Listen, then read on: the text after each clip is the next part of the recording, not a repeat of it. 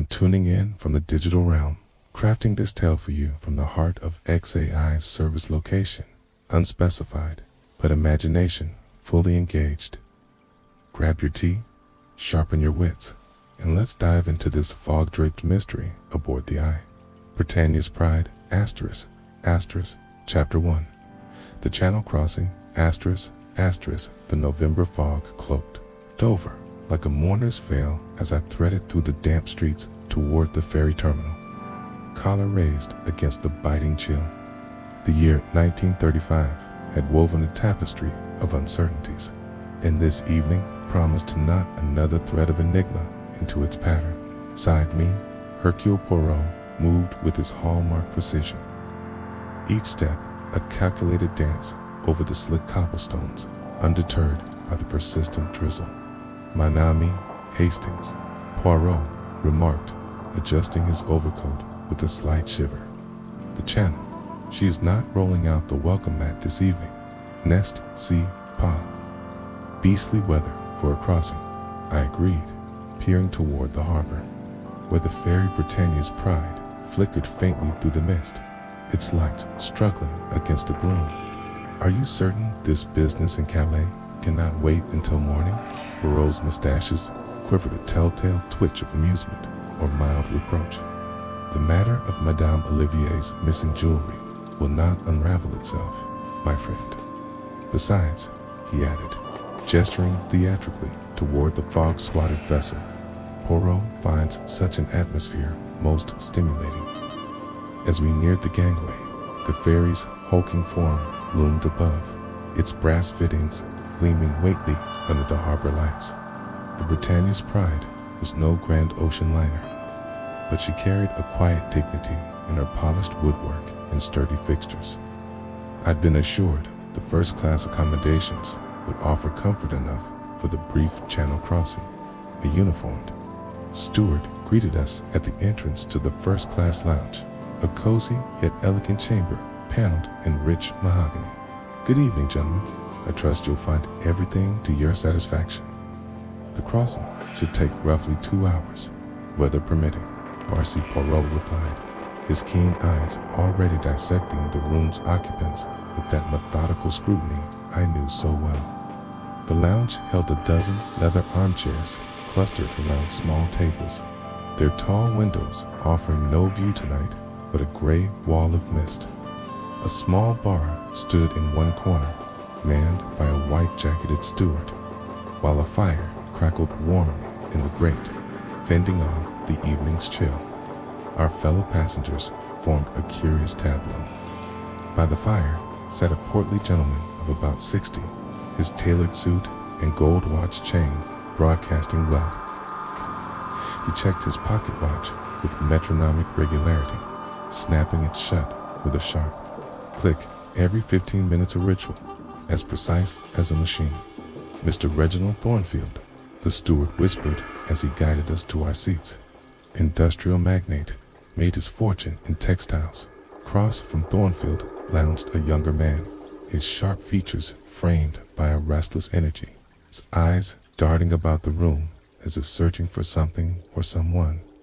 The stage was set, the players assembled, and in the fog-bound hush of the Britannia's Pride, sensed the first stirrings of a mystery only Poirot could unravel, bore a distinct resemblance to the older gentleman, though, where the father's face showed satisfaction in self-impotence. The son's features were marked by a sullen discontent. He nursed a whiskey with the dedication of a man drowning his sorrows, occasionally casting resentful glances toward his companion, Geoffrey Thornfield. I surmised quietly, and Poirot nodded, almost imperceptibly. The window's a woman of perhaps 35 sat with elegant composure, her dark hair styled in the latest fashion, and her clothing bearing the unmistakable mark of Parisian couturish, held herself with the poise of one accustomed to admiration, yet there was something guarded in her manner as she observed the other passengers. Through half-lowered lashes, Frances Poirot murmured, his trained air catching the subtle accent as she requested tea from the passing steward, and if Poirot is not mistaken, a woman with secrets. Nesbury. A corner chair sat a distinguished gentleman with the bearing of a military man, his posture erect. Despite his apparent age of 60 or more, his clothes were well tailored, but not ostentatious. He read his newspaper with the focused attention of one genuinely interested in its contents, rather than tossing it as a shield against conversation. "Colonel, something or other, I'd wager," he whispered to Poirot, "India service." From the look of him, the final passenger was perhaps the most unobtrusive of all. A woman of middle years, dressed in the respectable but unremarkable clothing, au fait, governess, or companion. She sat quietly with the book, her gloved hands folded precisely in her lap, yet I noticed her eyes occasionally lifted from the pages to serve her fellow travelers with an attention that seemed almost calculating as the ferry's engines rumbled to life, and we began our journey into the fog-shrouded channel. I settled back in my chair with a sense of anticipation, the confined space, the disparate group of passengers, the isolation imposed by the thick fog combined to create an atmosphere that seemed pregnant with possibility. To Poirot, I noticed, had positioned himself where he could observe the entire lounge's finger-strewn silently against his armrest as he watched the interplay of glances and carefully avoided conversations among our fellow passengers. When Thornfield consulted his watch for the third time and snapped it out with particular emphasis, Poirot's eyebrows rose slightly, most regular in his habits. That one I observed more monotony. Poirot replied softly, and in Poirot's experience, it is often the most regular habits that prove most illuminating. The ferry pitched slightly as we entered the rougher waters of the channel, preparing the fog, pressed against the windows like grasping fingers in the warm glow of the lounge, with the gentle murmur of conversation and the soft clink of china, seemed suspended between two worlds, the solid certainty of England. Behind you sat the mysterious continent ahead, wrapped in mist and uncertain tillito. Did I realize, as I accepted a brandy from the attentive steward, that this crossing would prove far more eventful than either of us had anticipated? The fog that shrouded the channel would soon conceal more than just the familiar landmarks of home and destination. It would hide the movements of a killer whose carefully laid plans wore to challenge even Poirot's legendary powers of deduction. Chapter Asu, the locked door mystery. Chapter to the locked door Mr. Wright. Evening service had been announced for 7, and as the appointed hour approached, I found myself glancing about the first-class lounge. With growing curiosity, the fog had thickened considerably since our departure, pressing against the windows like cotton wool and muffling the usual sounds of the ferry's progress through the choppy channel waters. Poirot sat beside me, his hands folded, precise over his walking stick, observing the assembled passengers with that particular intensity I had come to recognize the Frenchwoman, Mademoiselle Dubois, as she had introduced herself. Tough steward consulted a small jeweled watch and frowned. Delicatella parda, she dressed the room generally, her accent lending a musical quality to her words. But has anyone seen Monsieur Thornfield? The dinner, it is to be served soon. No, Geoffrey.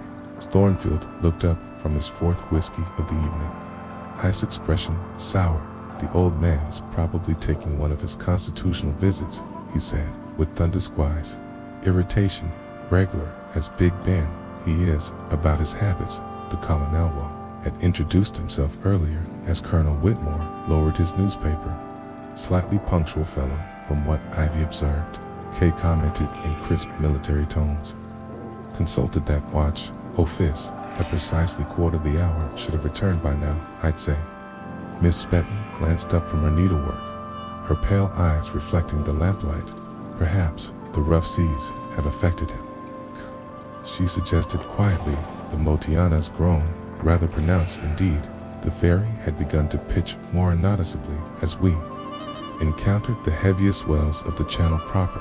The wind had risen, and I could hear it moaning through the rigging above, yet Thornfield had seemed quite untroubled by the motion during our earlier observation of his methodical perambulations. 20 minutes past the steward appeared in the doorway, resplendent in his white jacket, and cleared his throat. "Diplomatically, ladies and gentlemen, dinner is served in the dining saloon, if you would care to follow me." "What about father?" Geoffrey asked, though his tone suggested more annoyance than concern. "Shall he fetch him?" "Permit." Mademoiselle de Bois rose gracefully. "Perhaps he is bien taken ill. I shall inquire." She glided from the lounge with the fluid movement of a woman accustomed to drawing admiring glances. The rest of us remained seated, caught in that peculiar British reluctance to acknowledge openly that something might be amiss. Poirot's fingers drummed silently against his walking stick. "Most curious," he murmured, "to me, the precise gentleman becomes imprecisatus. It is not in character, n'est-ce pas, before I could reply. Mademoiselle Dubois Rupert, her composure slightly ruffled. "The steward, he says, Miss Thornfield has not been seen since he left the lounge," she reported, her voice carrying a note of genuine concern. "The door to the lavatory, it is locked, and no one answers when we knock." A chill that had nothing to do with the recent November fog settled over the lounge. Colonel Whitmore folded his newspaper with military precision and stood. "Perhaps we should investigate," he suggested, his tone suggesting this was less a proposal than a command.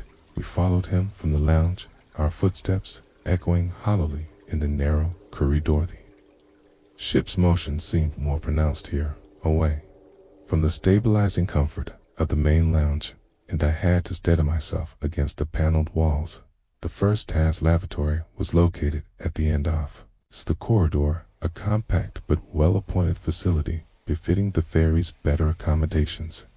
Uniformed steward stood beside the door, his face creased with worry. "Begging your pardon, sir," he addressed Colonel Whitmore with the automatic deference shown to obvious authority, "but the door's been locked from the inside for nigh on half an hour. Now we've knocked and called, but there's no answer." Poirot approached the door with his characteristic deliberation, his head tilted slightly, as if listening for sounds beyond our hearing. He rapped sharply with his knuckles 3 precious knocks that echoed in the confined space. "Silence me, dear," he murmured, then addressed the steward. "You have perhaps a key?" "Yes, sir, but if the gentleman has taken ill and collapsed against the door, then we must ascertain his condition," Colonel Whitmore declared briskly. "Stoyard, if you please." Key turned the lock with a soft click, but the door would open only a few inches before meeting resistance through the narrow gap. I could see a portion of expensive trouser leg and the unmistakable glint of a gold watch chain stand back. Colonel Whitmore ordered and applied his shoulder to the door with the authority of a man accustomed to overcoming obstacles. Door gave way with a sudden jerk, and we all heard the sickening thud of a body sliding across the floor. What we discovered in that cramped space defied all rational explanation. Reginald Thornfield lay crumpled against far wall, his expensive suit disheveled, but his gold watch chain still gleaming across his considerable waistband. But it was the ornate letter opener protruding from his chest that commanded your horrified attention, its elaborate handle catching the electric light like some grotesque decoration. The French woman gasped and pressed a gloved hand to her mouth. Geoffrey Thornfield stared at his father's body with an expression I could not quite decipher. Shock, certainly, but was there something else? Relief? Perhaps Sacre-Bleu. Poirot breathed his trained eyes, already taking in the impossible scene before you. Spots this. It is most extraordinary. The lavatory was scarcely large enough for one person to move about comfortably. The single porthole was no larger. Satana dinner plate and secured firmly shut against the channel weather. There was neither exit, no place for an aislet to hide, no means of escape. Yet, somehow wimplessly, Reginald Thornfield had been murdered in a room locked from inside. Dr. Morrison, the ship's physician, appeared as if summoned by some sixth sense, his medical bag in hand, and his professional demeanor intact despite the circumstances. He knelt beside the body with practiced efficiency, his examination swift but thorough. Dead approximately 1 hour, he announced, quietly rising from high examination. Single wound to the heart. Death would have been nearly instantaneous. Captain Dalglish arrived moments later, his weathered face grim as he surveyed the scene. His authority was absolute. This floating kingdom and his decisions would govern our immediate fate. Right then, he declared, his Scottish accent lending gravity to his words. No one is to leave this vessel until we reach Dover, and the authorities can investigate properly. All passengers will remain in the first-class lounge under supervision. As we filed back toward the lounge in stunned silence, I caught Poirot's eye. His expression was one of intense concentration, his mind already working on the puzzle that had been presented to us. Fog continued to press against the ferry's windows, and somewhere, in his concealing embrace, a killer walked among us, a killer who had apparently committed the impossible crime of murder in a locked room. The gentle motion of the ship and the distant sound of the engines seemed to mock our predicament. Courteous inexorably toward Dover, while the solution to this baffling mystery remained as obscured as the channel waters themselves. Chapter 3: Secrets in the Fog. Chapter 3: Secrets in the Fogged First-Class Lounge had taken on an entirely different character since our grim discovery, where once it had been a haven of comfortable civility and now felt oppressive, weighted with suspicion and outspoken accusations. The fog pressed more insistently against the windows as if seeking to penetrate our sanctuary, while the ferry continued its steady progress through the increasing clear band. Channel Waters Captain Dalglish had stationed a steward at the entrance, a precaution that seemed both necessary and deeply unsettling. We were no longer merely passengers. We were suspects in a murder investigation, confined together until the authorities at Dover could sort through the possible circumstances of Reginald Thornfield's death. Poirot had positioned Civ in a chair that commanded a view of the entire lounge, his hands folded over his walking stick in that characteristic pose I knew so well. His gray eyes moved systematically from one passenger to another, cataloging reactions, noting gestures, filing a wavy detail for future consideration. Mimi, he announced, quietly rising from his chair with measured dignity. Perhaps it would be wise if we were to discuss what each of us observed this evening, Captain. He has given his permission for Poirot to ask a few questions. His badger free Thornfield, who had been staring morosely into his whiskey glass, looked up with bloodshot eyes. Questions, he repeated, his voice slightly slurred. What's to question? The old man's dead, murdered in a locked room. Rather speaks for itself, doesn't even the contrary. Mon ami, Poirot replied gently. It speaks of many things, but none yet. Them simple, perhaps. You would be so kind as to tell us of your relationship with your fatira. Bitter laugh escaped Geoffrey's lips. Relation to Fitz. Rich, that is the great Reginald Thornfield, didn't have relationships here. His business arrangements and disappointments.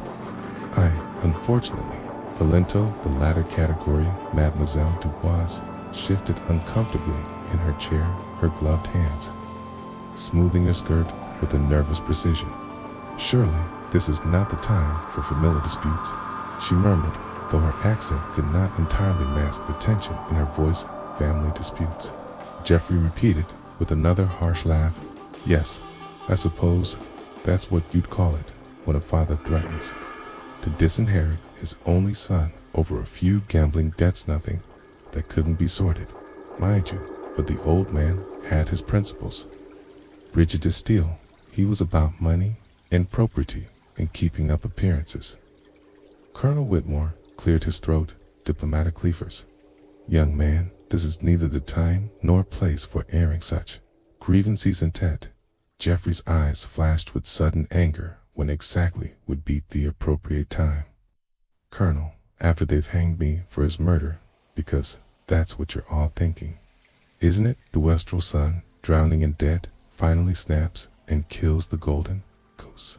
Geoffrey Miss Baton spoke quietly from her corner, her voice carrying an unexpected note of 4:30. Your father is dead. Surely some respect is warranted. Respect. Geoffrey turned his bloodshot gaze upon her. That's rather rich, coming from you. Spitone, or have I forgotten why you were dismissed from our employees so suddenly 3 years ago? The governess's pale face was flushed, but her voice remained steady. I have forgotten nothing, Mr. Thornfield Dinkling. The reasons for my departure, which were complex. Poirot's eyebrows rose slightly. Complex, you say? Perhaps you would care to elaborate, Mademoiselle Miss. Patone's hands tightened in her lap, but she met Poirot's gaze directly. Was employed by the Thornfield's family as governess to Geoffrey's younger cousin, a position I held for 2 years. My dismissal came without warning or adequate explanation, though I was given to understand that certain allegations had been made regarding my conduct. What sort of allegations? I found myself asking, though Poirot's quick glance suggested he would have preferred to direct the questioning himself. I was accused of theft, Miss Baton replied quietly, her dignity intact despite the odd mission. A valuable brooch belonging to Mrs. Thornfield went missing, though no thing was ever proven, and indeed the brooch was later found in quite another location. The suspicion was deemed sufficient cause for my immediate dismissals without references. Naturally, Mademoiselle Dubois had been following this exchange with obvious discomfort, her dark eyes darting between the speakers like a cornered canine. Was a keen escape. When Poirot's attention turned to her, she stiffened visibly. "And you," he said with courteous formality, "what was the nature of your acquaintance with me at Thornfield?" Flush crept up her elegant neck. "We were friends," she replied carefully. "I met Reginald in Paris several months ago. He was there on business, I believe." "Friends?" Colonel Whitmore repeated with a skeptical inflection that spoke volumes about his opinion of such euphemisms. "We friends?" Mademoiselle Dubois replied with defensive sharpness. "How perhaps our friendship had become somewhat strained of late." "Strained how?" Poirot inquired gently. She hesitated, then seemed to steel herself for confession. Reginald had become possessive, demanding more of my time than I was prepared to give. He spoke of arrangements, permanent arrangements, that I found quite impossible to consider. He wanted to set you up as his mistress. Geoffrey interjected, crudely earning a sharp look from Colonel Whitmore. He wanted to control me, Mademoiselle Dubois corrected with quiet dignity. "But I am not a woman to be controlled by any man or matter, how wealthy or powerful." Throughout these revelations, Colonel Whitmore had remained largely silent, his military bearing intact, but his eyes troubled. When Poirot's attention finally settled upon him, he straightened and flipped a lie. "Colonel," Poirot began diplomatically, "you mentioned earlier that you found M.C. Thornfield to be a punctual gentleman. This suggests some previous acquaintance here." Shadow passed across the colonel's weathered features. "We served together many years ago," he admitted. "Reluctantly, Indy, during the frontier troubles, different units. Butor Pass crossed on several occasions." "And what was your impression of him during that service?" War pressed gently. The colonel's jaw tightened almost imperceptibly. "Thornfield was efficient in his duty. Yesh had responsibility for supply, procurement, and local contracting arrangements. Always managed to fulfill his quotas, whatever the circumstances." There was something in his tone, a careful neutrality that suggested deeper feelings.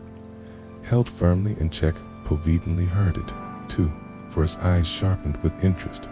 "Yet you did not seek to renew your acquaintance when you encountered him aboard this ferry." "Some acquaintances," Colonel Whitmore replied stiffly, "are better left in the past." The fog continued to swirl outside it.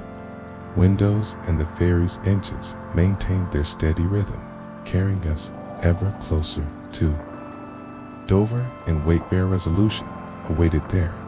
But as I observed the faces around me, Geoffrey's bitter resentment, Mademoiselle de Bois's defensive vulnerability, Miss Pedensky's dignity tinged with old hurt, and Colonel Whitmore's carefully controlled reservoir, realized that the fog concealing the channel waters was nothing compared to the murky depths of motivation and long-buried secrets that Poirot would need to navigate to solve this impossible crime. Each passenger harbored grievance against the dead man. Each had opportunity during that crucial hour when Thornfield made his final fatal journey to the lavatory, yet the locked door remained an insurmountable puzzle, defying logic and challenging even Poirot's legendary powers of deduction. Chapter 4.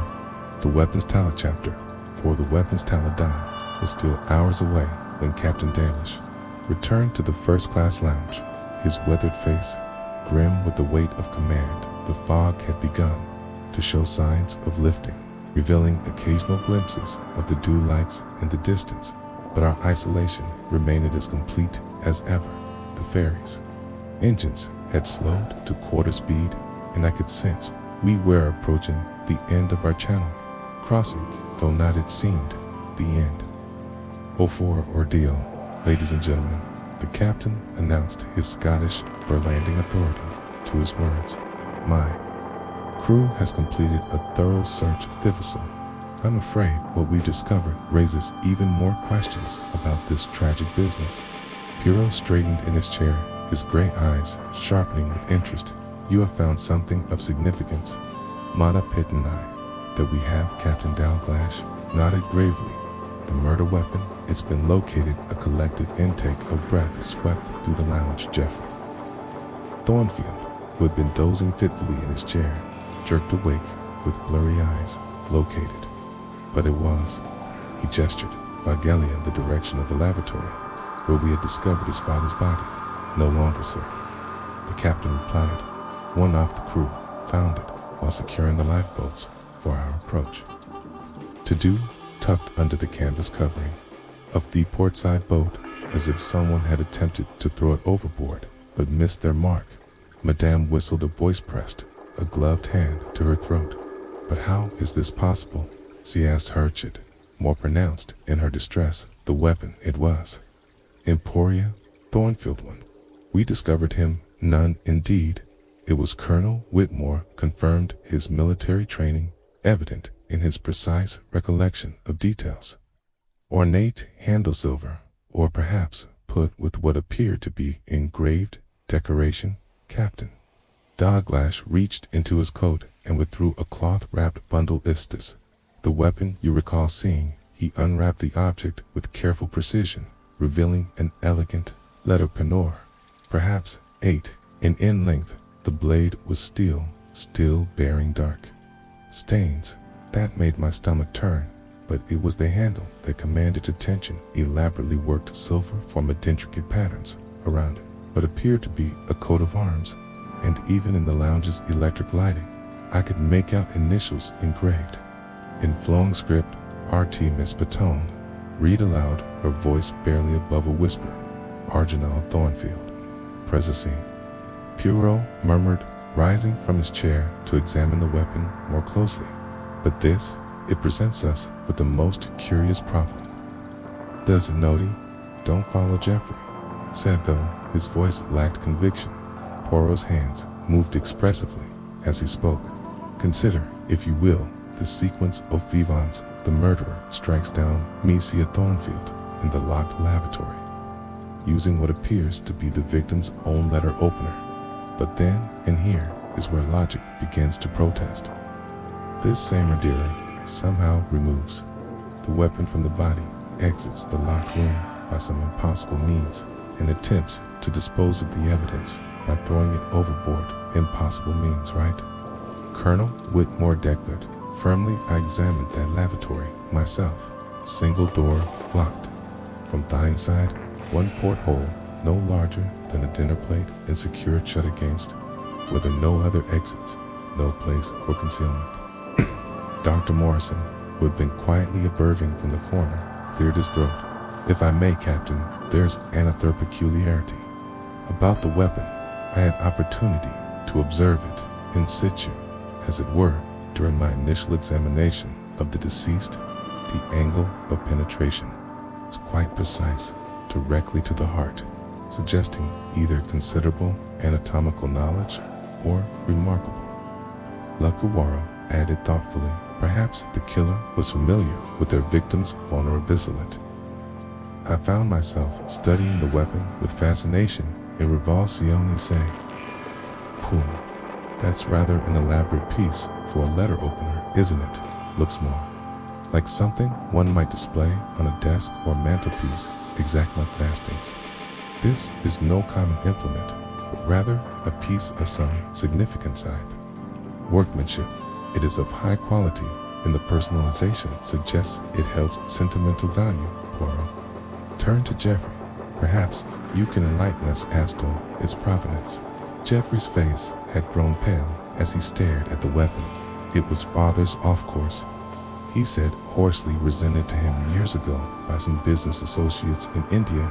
He was rather proud of. He kept it on his desk at home and often carried it when traveling. Carried it, Mademoiselle Dubois questioned. But surely such a thing is not, how do you say, practical for travel. Father was peculiar about his possessions. Geoffrey replied with bitter familiarity, liked to have his important things where he could see them. That letter opener went everywhere with him, part of his traveling desk set, along with his fountain pen and inkwell. Miss Patone had been following this exchange with obvious interest. I remembered that letter opener from my time in the Thornfield household, she said quietly. Mr. Thornfield was indeed quite attached to it. He used to say it brought him good fortune in business. Dealings good fortune, Colonel? Whitmore repeated, with what might have been irony rather failed him in that regard. Last evening, you say Captain Dalglash had been examining the weapon during our discussion, and now he pointed to a particular aspect of the handle. There's something else, gentlemen. A crew member who found it, sharp-eyed fellow named Jenkins, noticed that the asterisk blade had been wiped clean of fingerprints. Professional job of it, too, suggesting. Pooh mused that our murderer had time and presence of mind to clean the weapon thoroughly before disposing of it. This argues against a crime of passion, does it not? The implications of its revelation settled over the lounge like the fog outside our windows. A premeditated murder, carefully planned and methodically executed, yet accomplished under impossible circuits. The locked room remained an insurmountable puzzle, but now we had the additional mystery of how the killer had managed to remove and dispose of the weapon. I found my attention drawn to Asmel's leather notebook that Captain Dalglash had placed on the table beside the wrapped letter opener. What's that? I inquired. Found in the deceased's cabin, the captain replied. Appears to be some sort of appointment diary or schedule. A book, rather meticulous fellow, wasn't Hedgeby? Snorted. Meticulous doesn't begin to describe it. Father kept detailed records of everything, every meeting, every meal, every will, every well. Everything, said Amen. Who didn't control his time, couldn't control his destiny. Poole leaned forward with obvious interest. May I examine this notebook? My Capitone, of course, though I confess I can make little sense of most of it. The man seems to have scheduled his life down to the quarter-hour aspiro. Opened the notebook and began scanning its pages. His expression grew increasingly thoughtful. The leather binding was well worn, and the pages were filled with Thornfield's precise handwriting, times, appointments, notes, and observations, all meticulously recorded. Tia Poirot murmured, pausing at a particular entry. Most interesting here, for this very evening, we find an appointment noted simply as settlement of old debts, scheduled for 7 H7. He repeated, feeling a chill that had nothing to do with the channel.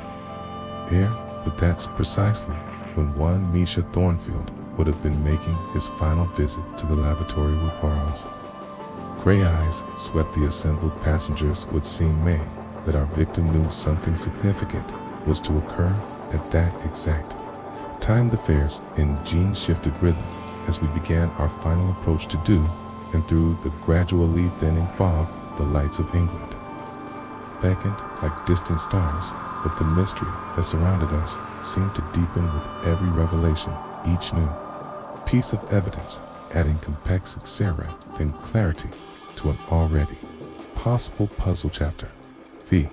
Tides of Deception. Chapter 5. Tides of Deception. K. Lights of Dover had grown steadily brighter through the dissipating fog, their familiar glow, a promise of solid ground and civilization after our nightmare crossing. Yet as the ferry began its final approach to the harbor, I found myself dreading the moment we would dock. Once the authorities board a door, little community of suspects would scatter to the winds, and with them perhaps any hope of solving this most perplexing mystery. Poirot seemed to share my urgency, for he had abandoned his usual leisurely approach to investigation in favor of a more concentrated effort, while Captain Dalish dealt with the practicalities of bringing his vessel safely to port. My friend had requested permission to examine Thornfield's cabin, a request that had been granted with obvious reluctance. The authorities would want everything left precisely as found. The captain had warned to touch nothing unnecessarily and disturb nothing at all. Naturel. Poirot had replied with dignity. Poirot, he understands the requirements of proper procedure. I accompanied him to the cabin, a compact but well-appointed first to accommodation that spoke of its occupant's prosperity. Thornfield's traveling case lay open on the narrow bed, its contents arranged with the same obsessive precision that had characterized the man's punctual habits. Shirts folded to mathematical exacting toilets, arranged in order of size, and a small traveling desk fitted with slots for our papers, pens, and correspondence. Regard Hastings. Poirot murmured his practiced, I taking in details that would have escaped my notice. Everything in its place, everything according to system. Yet, Hep bounced his head, tilting slightly. Something is not quite right, is it not? He surveyed the cabin more carefully, trying to see what had caught his attention. The eave was rumpled, where Thornfield had evidently rested earlier. In the evening evening clothes hung neatly in the small wardrobe. Books were stacked, Bezadeth porthole. Everything seemed perfectly ordinary. I'm afraid I don't see it, old man, I admitted. The traveling desk, Monami observed the arrangement of its contents, looked more closely at the fitted case fountain pen in its designated slot, crystal inkwell secured in its holder, sheets of monogrammed writing paper stacked with military precision, but where the ornate letter opener should have rested, there was only an empty impression in the velvet linen. Sumio has been here, Poirot announced with quiet certainty. The letter open narrative has been removed, but when and by whom? A more thorough examination revealed third subtle disturbances. A book that lay face down when Thornfield Woodsley had marked his place with a bookmark. Slight disarray in the papers that didn't match the man's obsessive orderliness. Someone had indeed searched this cabinet with considerable care to avoid detection. Could the murderer have taken the weapon from here? I asked. But that would mean the killer had access to this cabin at some point during the evening. Sphero finished thoughtfully, most aghast of Nesper. We returned to the lounge to find the atmosphere even more charged with tension. The proximity of Dover had heightened everyone's awareness that this floating prison would soon be exchanged for more permanent constraints. Geoffrey Thornfield was pacing nervously by the windows, while Mademoiselle Dubois sat rigidly upright, her composure maintained by obvious effort. Captain Dalglish peered in the doorway, highest expression grave. Ladies and gentlemen, we'll be docking within the quarter hour. The Dover police will be boarding immediately, and I'm afraid you'll all be required to remain available for questioning. I've been asked to inform you that rooms have been secured at the Royal Victoria's Hotel Fort House, requiring accommodation." "How perfectly dreadful," Miss Pitton murmured, though her tone suggested resignation rather than surprise. "I suppose we must submit to whatever investigations the authorities deem necessary." Investigation. Colonel Whitmore pronounced the word with distaste. "Good God, what a business this has become. Poor Thornfield, whatever his faults, hardly deserved such an end." Poirot had been examining the ship's passenger manifest, which Captain Dalglash had provided at his request. Now he looked up with a puzzled expression. "Captain, there appears to be a discrepancy. In your records, the manifest lists 7 first-class passengers. 4th is crossing, yet we have accounted for only 6. Captain." Dalglash frowned and consulted his own copy of the document. 7 passengers, you say? But that's Heron, his finger down the list, counted carefully. "Good heavens, you're quite right. There's a booking here from Miss M. Thornfield, cabin 12. But I distinctly recall that cabin remaining unoccupied. Miss M. Thornfield." Geoffrey looked up sharply from his contemplation of the dew lights. "But there's no Miss M. Thornfield in our family. I'm father's only child, and Mike is an ace. Master Robert Thornfield, age 14. The chill settled over the lounge. That had nothing to do with the Channel air. An unknown passenger booked under the Thornfield name, but never seen a ticket purchased, but apparently unused, yet marked as occupied on the manifest. When was this booking made? Poirot inquired. With deceptive casualness, Captain Delash consulted his records again. 3 weeks ago, paid in full by postal order. Rather unusual that most of irregular passengers prefer to settle accounts directly or through their usual agents. Mademoiselle Dubois had grown noticeably pale during this exchange. "Perhaps," she suggested with a carefully controlled voice, "this mysterious Miss Thornfield. She simply failed to board. Such things happen, do they not?" "Indeed they do," Poirot agreed pleasantly. "Yet the curious thing is that her ticket was presented at boarding someone used Miss M. Thornfield's passage, though we have no record of who that might have been. The implications hung in the air like a flashed wisps of Channel fog. Someone among our small group was not Wu. Hey, they claimed to be the comfortable assumptions about identity and motive that had governed our investigations seemed as insubstantial as the mist that had concealed our crossing. I found myself studying each face in the lounge with new suspicion. Geoffrey's familiar features seemed suddenly uncertain. Was his resemblance to his father genuine or an elaborate deception of Doisel? Dubois's Parisian elegance could easily mask a more sinister purpose. Even Miss Baton's quiet respectability might conceal darker secrets than we had imagined. "That photograph," I said, suddenly remembering our earlier discovery. Poirot about that torn photograph we found in Thornfield's cabin for the first time since beginning his investigation. Poirot's expression showed genuine surprise. "What photograph, mon ami? I found an photograph among MCI Thornfield's effects, but you said," I began, then stopped realizing I must have misunderstood something from our earlier conversations. The stress of the evening was clearly affecting my recollection. Captain Dalglash was securing his papers as the ferry's engines reduced to harbor speed. Whatever mysteries remain, ladies and gentlemen, they'll have to be resolved. The harbor pilot has boarded and will be tied up within minutes. Through lounge windows, Dover's white cliffs rose majestically in the pre-dawn darkness.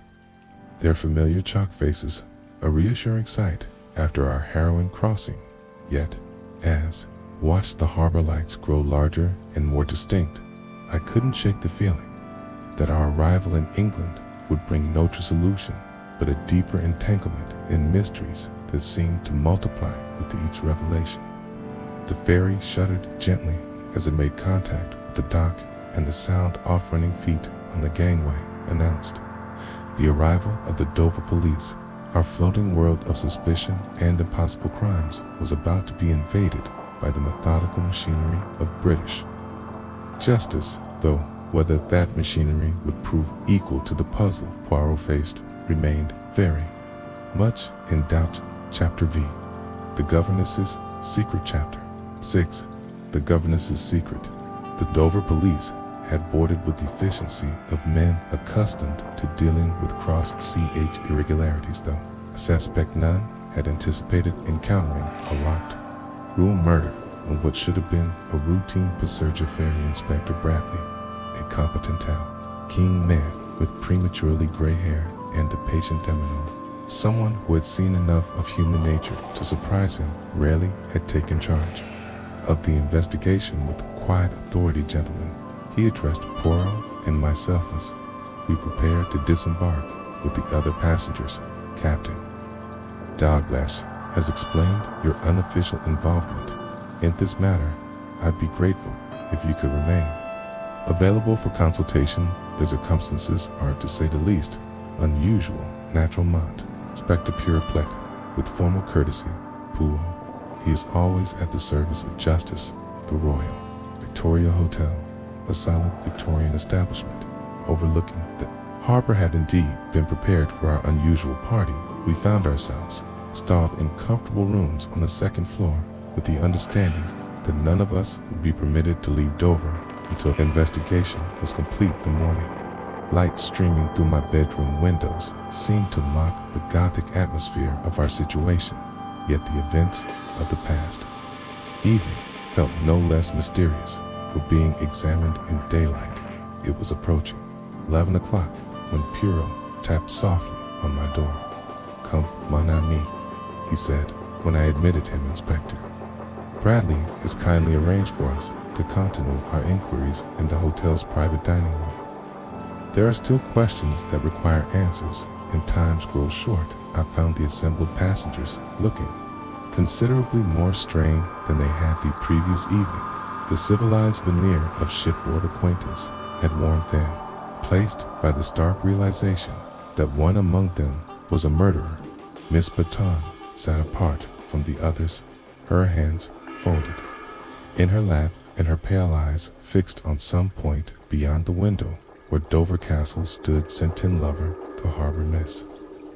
Peyton Poirot began gently settling himself across from her with the careful movements of a man conscious of his effect on others. "Yesterday evening you spoke of your employment with the Thornfield family and the circumstances of your dismissal. Perhaps you would be so kind as to elaborate on those circumstances." The governess's composure, which had remained intact throughout the ordeal, finally showed signs of cracking. Her hands tightened in her lap, and when she spoke, her voice carried a tremor could not entirely suppress. "I was falsely accused," she said quietly, "theft of Mrs. Thornfield's emerald brooch. I had nothing to do with it, yet when it disappeared from her jewelry case, suspicion fell upon me immediately." "Why you particularly?" Inspector Bradley inquired, his pencil poised over his notebook. "Because I was convenient," Miss Petton replied with bitter clarity. "Governess, the employee, the person without family connections or social standing to protect her." When the brooch finished, it was far easier to blame the hired help than to consider other possibilities. Free Thornfield shifted uncomfortably in his chair. "Look here, Miss Petton, that business was years ago. Surely there's no point in rehashing old grievances." "No old grievances." Her pale eyes flashed with sudden fire. "Mr. Jeffrey, that old grievance destroyed my reputation and livelihood. Do you know what it means for a governess to be dismissed with atrefances? I was fortunate to find employment at all, and then only in Thomist. Minor circumstances." Poirot leaned forward slight-eyed. "You continued to follow the Thornfield family's activities, did you not? You seemed remarkably well informed about their current circumstances." Miss Petton's flushed. "Depended on, here's things," she said defensively. "Former servants' talk. The Thornfield household was not discreet in its operations." "What sort of things did you hear?" Inspector Bradley pressed. She hesitated, glancing around the room at the other passengers before fixing her gaze on Poirot. That Mr. Thornfield's business practices were not always scrupulous, that there were questions about contracts in India, about workers who had it unnecessarily, about funds that had disappeared. Colonel Whitmore stiffened visibly. I say, that's rather serious accusations to make about a dead man. Spatone replied with quiet dignity, cannot sue for slander. Poirot's gray eyes had sharpened with interest. These allegations about India, were they specific? Did you hear names, dates, particular incidents? There was talk of a famine, Miss Spatone said slowly, as if reluctant to voice the ord's workers on a railway project. I believe money that should have gone for food and supplies was diverted. People died who might have lived. The silence that followed this revelation was profound. Even the sounds of Doha harbor traffic seemed muted by thought of her words. That's a monstrous accusation, Geoffrey said, though his voice lacked conviction. Father may have been many things, but he wasn't a murderer, wasn't he? Miss Peaton's voice was barely above a whisper. How many deaths does it take before one becomes a murderer? Mr. Geoffrey, is it only murder when one wields the knife? Personally, Mademoiselle Dubois, who had been following this exchange with obvious distress, suddenly spoke these stories. They're terrible, but what had they to do with poor Reginald's death? The past, it cannot be vanished. Cannot it? Poirot mused softly. Yet sometimes, mademoiselle, the past has a way of demanding payment. Old debts, as Miss Thornfield noted in his appointment book, must sometimes be settled. Inspector Bradley cleared his throat. Miss Spatone, I must ask you, directly did you bear sufficient grudge against Mr. Thornfield to wish him harm? The governess met his gaze steadily. Inspector, I despised Reginald Thornfield for what he did to me and what I learned he had done to others, but despising someone and murdering the mayor, quite different things. Besides, she added with a slight, bitter smile, even if I had possessed the will to kill him, I certainly lacked the means. Does one commit murder in a locked room and then vanish like smoke? An excellent question. Poirot agreed. Yet someone managed it, did they not? So no one else found a way to accomplish the impossible. The governess's revelations had cast a new light on our mystery painting. Thornfield, not as merely an unpleasant businessman, but as someone whose actions had led to genuine tragedies. Even as these deeper motives emerged, the central puzzle remained unsolved. The locked lavatory still defied explanation, and the identity of our mysterious seventh passenger remained unknown. As morning progressed toward noon, I found myself studying Miss Spatone with new interest. Her quiet dignity concealed depths of anger and resentment that ran far deeper than her initial admissions had suggested. Here was a woman whose life had been destroyed by Thornfield's callousness, who had spent years in reduced circumstances. While nursing her grievances, she remained as constrained by the physical impossibility as the rest of us. The locked room stood like an insurmountably between suspicion and proof, challenging even Poole's legendary powers of deduction and leaving us all trapped in a maze of motivation without resolution. Chapter 7. The 15-minute solution. Chapter 7. The 15-minute solution. Afternoon shadows were lengthening across Dover Harbor when Poirot finally for our assembly in the hotel's private dining room. Inspector Bradley had spent the morning pursuing his own lines of inquiry, interviewing crew members, and examining the physical evidence with the methodical thoroughness of Scotland. Cured procedure, yet despite his efforts, the locked room murder remained as baffling as ever. Ladies and gentlemen, Poirot announced, rising from his chair with that theatrical flourish I had come to know so well. The time has arrived for Poirot to present his solution to this most perplexing mystery. The assembled passengers straightened in their chairs with varying degrees of anxiety and anticipation. Thornfield, who had been consuming whiskey with steady determination since breakfast, looked up with blurry attention. Mademoiselle Dubois clutched her handkerchief with nervous fingers, while Colonel Whitmore maintained his military bearing, despite the obvious strain of the past. 24 hours, Miss Patine sat with her customary quiet dignity though. I noticed her hands trembled slightly in her lap. The murder of Reginald Thornfield's Poirot conscience was accomplished through the exploitation of one simple fact, his obsessive punctuality. Our killer rundus, that certain habits, once established, become as reliable as clockwork itself. Inspector Bradley leaned forward with professional interest. You mean the 15-minute schedule he maintained? Pre-Crow confirmed. Mr. Thornfield visited the lavatory every quarter hour with mechanical regularity. This pattern was so established, so predictable, that our murderer could time their actions with absolute precision. But the lockador, Geoffrey protested, his words slightly slurred. How does knowing father's habit solve the impossible problem of the locked room? Poirot's gray eyes gleamed with satisfaction. Ah, but you see, the locked room was Never's true problem. We have been approaching this mystery from the wrong direction entirely. The question is, Nadal, the murderer, entered the lavatory. It is how they left. Ith moved to the window, gesturing toward the harbor, where the Britannia's Pride lay moored at the dock insider. The layout of that vessel's first-class accommodation, the lavatory in question, was located at the end of the corridor, adjacent to the maintenance areas and crew passages. What failed to notice in our initial examination was a second access point impossible. Colonel Whitmore declared firmly, I examined that facility, my sole single door, one porthole, no other exits, no visible exits.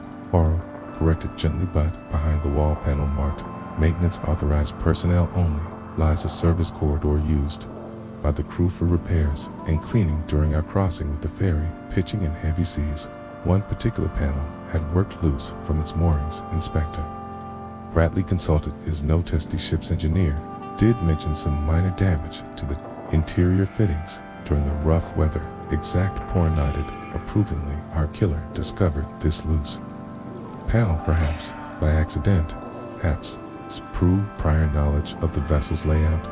It provided access to the laboratory from the maintenance corridor, bypassing the main door entirely. The implications of this revelation began to settle over the room. If there had been a second means or faxes, then the impossible crime became merely a matter of careful timing and execution.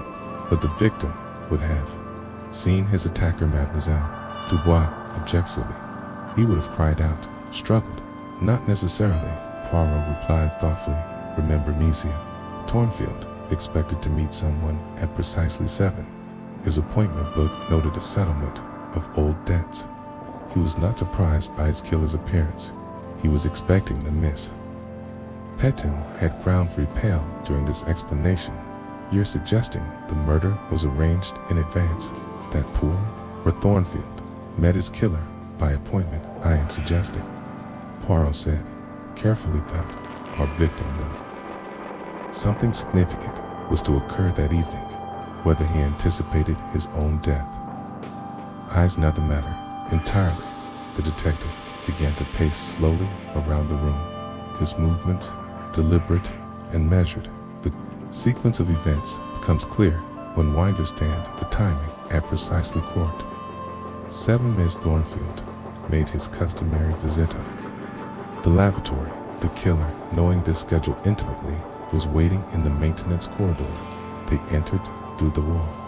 Loose panel confronted their victim and struck the fatal blow with Thornfield's own letter opener. Inspector Bradley added distinct notes we've taken earlier from his cabin, but here is where our murderer displayed true cunning. After the killing, they did not attempt to escape immediately. Instead, they waited for the precise moment when Thornfield's absence would be noticed, when his failure to return would seem natural, given his rigid schedule. Edgefrey leaned forward, his face flushed with alcohol and emotion. How long would that have been? 15 minutes. Poole replied simply, exactly 15 minutes until the next schedule at Vist.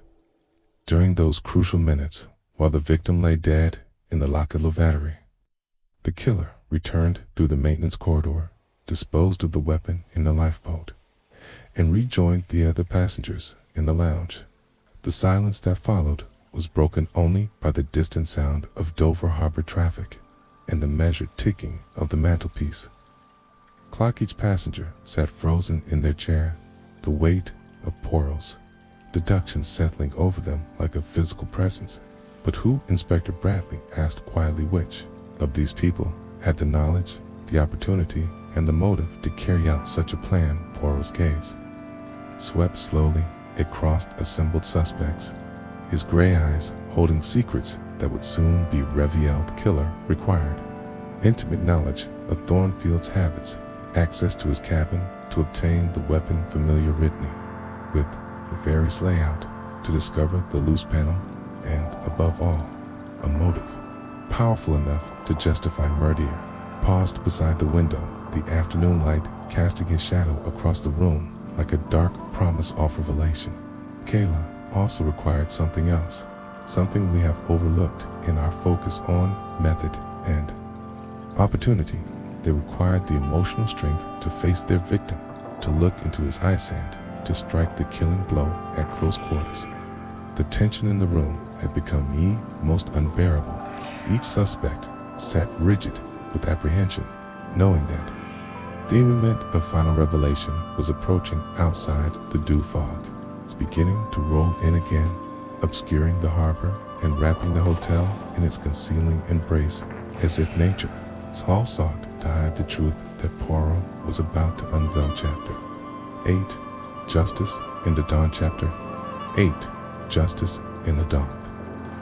Moment of revelation hung in the air like the dew fog pressing against the hotel windows. Poirot stood silhouetted against the dying afternoon light, his small figure commanding the complete attention of everyone in the room. Inspector Bradley's pencil was poised over his notebook, while the assembled passengers sat frozen in anticipation of the accusation that would shatter our small community forever. Colonel Whitmore Poirot said quietly, turning to face the distinguished military man, "You have been very patient during these proceedings, very correct in your responses. Yet, Kerr cannot help but notice that you have been selective in your truthful." Nesclin Whitmore's military bearing remained intact, but something flickered behind his eyes, a shadow of resignation. Ferp's relief that the charade was finally ending him. "Not sure what you're implying, Mr. Poirot." "Then allow me to be more specific," Poirot replied with gentle precision. "You served with Reginald Thornfield in India. This much you have admitted, but you have not told us the true nature of that service. It's the circumstances that brought you aboard the Britannia's Pride. Last evening she told you we had differences." Colonel said stiffly, "Some acquaintance here better left in the past May." You did say this, but differences, this Ishak, a mild word for what truly lay between you, is it not?" Poirot moved closer, his gray eyes never leaving the colonel's face. "Shall I tell them what really happened during the Rajasthan Railway project of 1923? The color drained from Colonel Whitmore's weathered features. "That was 12 years ago," he said. "Horace Lyonscient history. Ancient history that cost how many lives, Colonel?" 50,100 more. Poirot's voice remained gentle, but there was steel beneath. The silk local workers hired to lay track through difficult country, promised adequate food and medical supplies, but the money allocated for those supplies, it disappeared into other channels. Did it not, Geoffrey? Thornfield looked up sharply, his whiskey-dulled mind struggling to process these revelations. Shut. "Are you talking about Father's railway contract as one of his most successful ventures, for whom Poirot asked sadly for your father?" "Certainly for his shareholders, without doubt, but for the workers who died of starvation and disease, while Thornfield diverted reserve-availed funds to maximize his profits for them, was somewhat less successful Colonel Whitmore's hands clenched and unclenched in his lap. "I tried to stove him," he said, his voice barely audible. "I filed reports, sent telegrams, to headquarters, pleaded with the local authorities, but Thornfield had connections. Influence me reports were buried, my concerns dismissed, yet you never forgot." Pooh observed even after the project ended, even after you returned to England. The memory of those deaths haunted you, and when you encountered evidence that Thornfield was planning similar efficiencies in his new ventures, I couldn't let it happen again. The colonel said with sudden force, 12 years have carried the guilt of my failure to stop him the first time when Kay learned he was expanding his operations to Bournemouth. The same methods, the same criminal disregard for human life I knew I had. Toked. Inspector Bradley leaned forward. "How did you come to be on the same ferry as Thornfield? Surely that wasn't coincidence." A bitter smile crossed the colonel's lips. "Coincidence? Hardly. I've been tracking his movements for months, gathering evidence, building a case that might finally bring him to justice. But everywhere I turned, I found the same story: influence, connections, and changing hands to ensure silence. So you decided to take justice into your own hands." Poirot stated matter of factly. "I arranged to meet him." Colonel Whitmore reeded his military bearing, finally cracking. "Sent him a letter detailing what I knew, demanding he confess or face exposure. He agreed to meet aboard the Ferry, neutral ground. He called it, said he had a proposition." "That might interest me, Mademoiselle Dubois." Gasped softly. "You were the mysterious seventh passenger, Miss M. Thornfield Margate." The colonel said with quiet dignity, "My daughter's name was Margaret. She died 3 years ago, consumption, brought on by the poverty we endured after I was cashier from the service for making trouble about Thornfield's contracts." The pieces of the puzzle clicked into place with horrible clarity.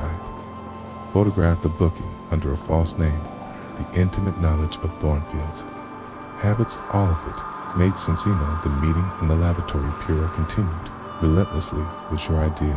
Yauk knew his schedule, knew he would be vulnerable and alone. You entered through the maintenance corridor, confronting him with your evidence. "One final time," he laughed, Colonel Whitmore said, his voice hollow with remembered pain. "Showed me the letter opener, his good luck charm. He called it, said it had brought him fortune from India to England, and would continue to do so. When I threatened him with exposure, he said he'd have me arrested for extortion. Called Margaret a bastard who got what's deserved. Eh, so you killed him." Inspector Bradley stated quietly. "He struck him down like the dog he was." The colonel replied with fierce satisfactionist. His own weapon against him, the precious letter opener that symbolized all his bloody profits. It seemed appropriate. The 15-minute timing, I said, understanding flooding through me. Yauk knew exactly when he would be alone, when you could strike and return unnoticed. Dilatory. "Okay, precision," the colonel said with grim pride. "Some habits never leave you." I waited in the maintenance corridor, struck when the moment was right, then rejoined you all in the lounge. If their fog hadn't delayed our arrival, if the authorities hadn't been so thorough, you would have escaped. Poirot finished.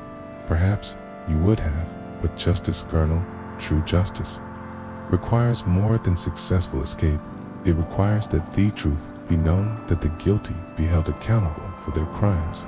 Inspector Bradley rose from his chair. His duty declared, despite the complexity of the case. "Colonel Whitmore, I must ask you to accompany me. You'll be charged with the murder of Reginald Thornfield."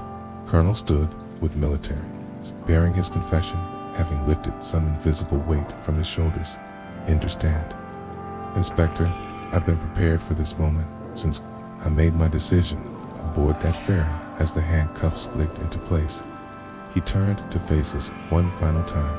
Thornfield was a murder warhol, killed with contracts and ledger books instead of knives. The law couldn't touch him, but justice found a way. The fog had thickened outside the windows. And as Inspector Bradley led Colonel Whitmore away, the Dew Harbor disappeared entirely behind its gray veil. The mystery that had begun in the Channel mist was ending the same way, with truth emerging from concealment and justice, however complex and morally ambiguous, finally being served. I watched the dignified figure of the colonel disappear into the fog-shrouded street, reflected on the terrible ironies of our case. A man who had killed to prevent future deaths, who had taken justice into his own hands when the law had failed. Him, Poirot's brilliant action had solved the puzzle of the locked room, but the deeper questions of right and wrong, of justice and vengeance remained as murky as the Channel waters that had carried us all toward this inimitable conclusion. Trace, thanks for joining us for Death on the Crooked Ferry. Did you suspect Colonel Whitmore before Poirot revealed how he exploited Thornfield's 15-minute routine at the loose maintenance panel? Let me know your thoughts in the comments if you enjoyed this adventure with Hercule Poirot. Don't forget to hit subscribe for more. Okay, Mysteries Daily until next time, signing off from Stories Cafe.